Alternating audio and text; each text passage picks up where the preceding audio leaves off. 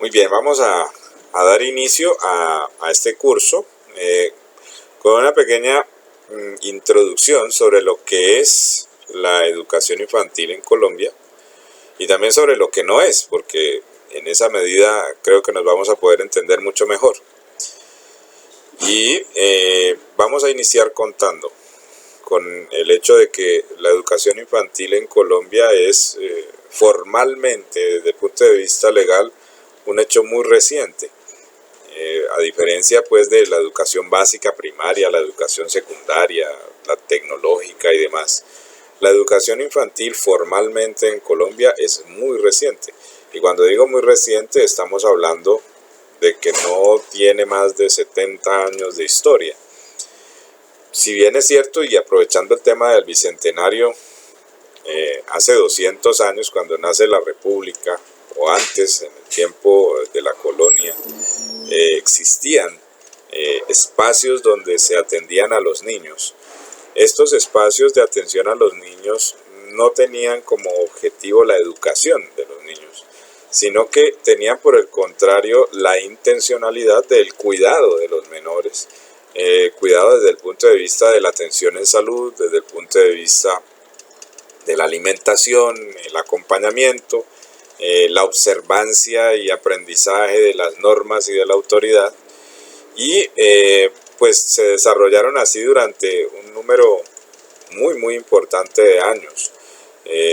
Los nombres iniciales de estos sitios eran hospicios y claro, tenían dentro, digamos, el contexto histórico unas funciones muy particulares.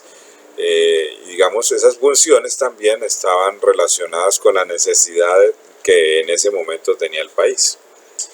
El asunto está en que esos centros de atención de los niños que no tenían, vuelvo y reitero, nada que ver con lo educativo, sino por supuesto otro tipo de cosas, fueron perdurando en el tiempo dentro de sus funciones hasta llegar a la mitad del siglo XIX, 1950, un poco más, en las cuales, bueno, ya el país como tal empieza a tomar conciencia de que el tema de la educación de los niños más pequeños es importante y como tal empieza pues a generar unos espacios de discusión y unas maneras de entender que a la escuela los niños más pequeños van a desarrollar habilidades de pensamiento, van a desarrollar habilidades de comunicación, van a desarrollar habilidades de construcción social.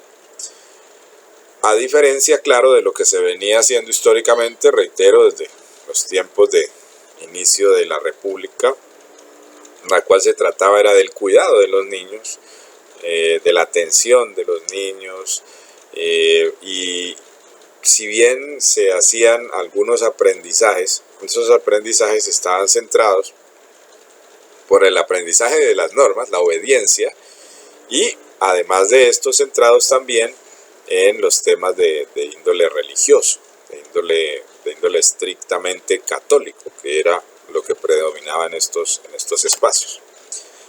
Ahora bien, haciendo ese pequeño sondeo de lo que ha venido siendo la educación inicial desde hace 200 años, cómo se pretende o cómo se cambia, por lo menos en el papel, por allá a mediados del siglo pasado.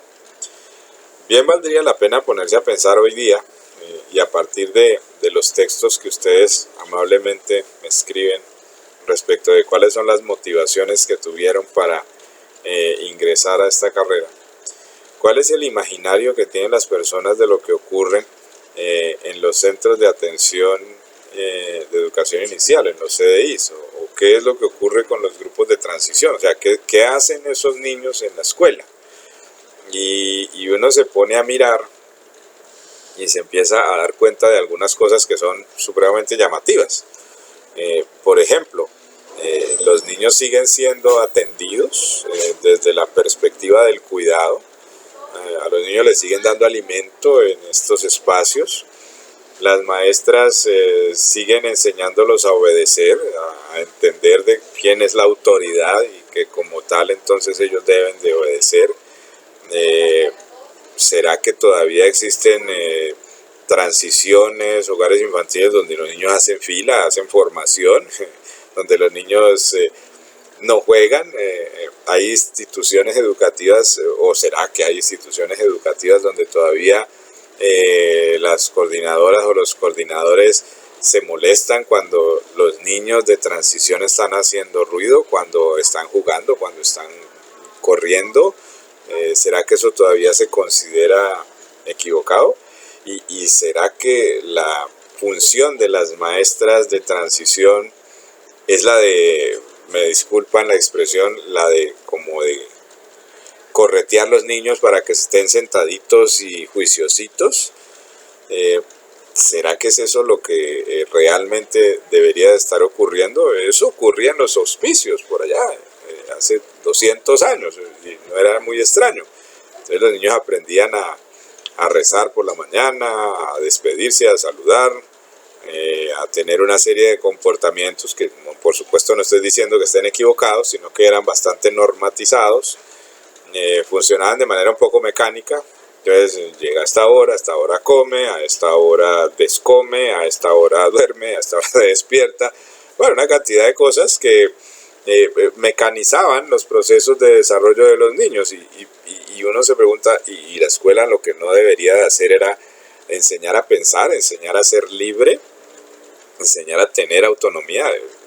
Es como lo que uno le queda dando vueltas.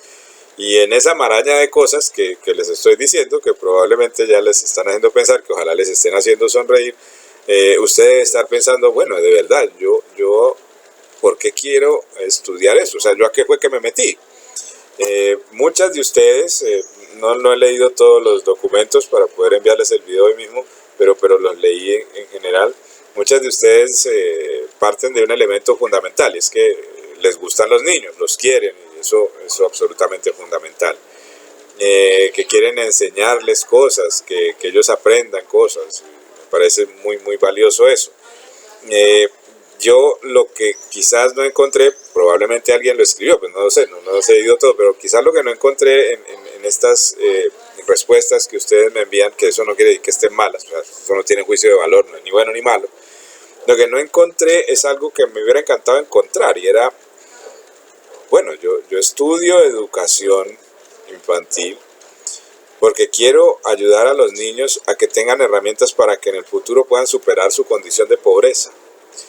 Porque en términos generales, la posibilidad y en realidad la necesidad en la cual usted se va a desempeñar es la de los niños más vulnerables.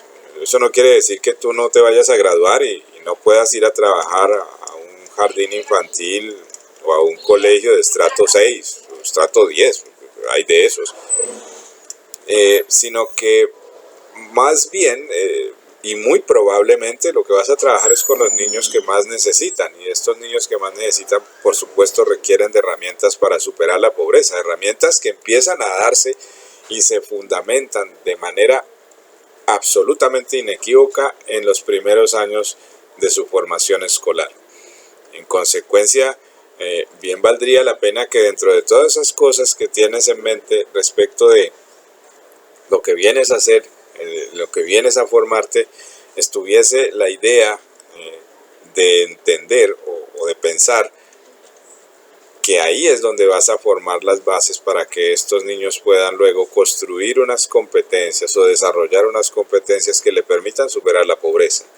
Pero al mismo tiempo, el maestro o la maestra en educación infantil tiene una connotación muy llamativa, y es que no trabaja solo con los niños. De hecho, también trabaja con los padres de familia o con los acudientes de una manera mancomunada. En consecuencia, la maestra de educación infantil permea no solamente grupos de estudiantes, sino comunidades. Y en ese sentido cobra una gran importancia siempre y cuando ella lo quiera asumir. De lo contrario, probablemente se convierta en la maestra que celebra las fiestas de cumpleaños, la que hace actividades recreativas, pero no impacta el corazón de las familias en cuanto a su forma de pensar y en cuanto a su forma de actuar. En ese sentido, pues les dejo la inquietud de lo que realmente es la educación infantil, la intención que tiene la educación infantil y la enorme responsabilidad que todas ustedes tienen frente a los grupos de niños que finalmente van a tener a su cuidado. En consecuencia, bueno, quiero dejar hasta ahí esta introducción muy corta, muy breve, dejando unos temitas sueltos, y bueno, con su compañera, además de los enlaces de los dos videos, voy a enviarles un PDF para que ustedes por favor tengan a bien leer. Y si Dios permite, y a menos que alguna otra cosa extraordinaria ocurra, que espero que no ocurra ninguna otra, pues entonces nos veremos el próximo sábado, si Dios quiere. Que tengan una feliz noche, un feliz fin de semana, un feliz Petronio. Y bueno, nos vemos pronto. Muchas gracias.